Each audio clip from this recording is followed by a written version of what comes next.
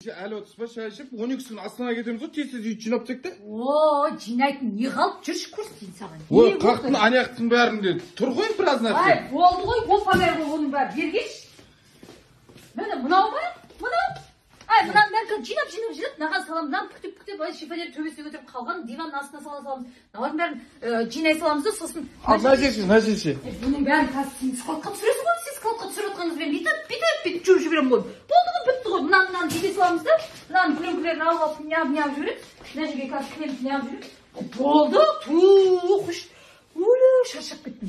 Менің мазалама, шай іштік менің мазамдама, шай ішем құмарым қалағанда.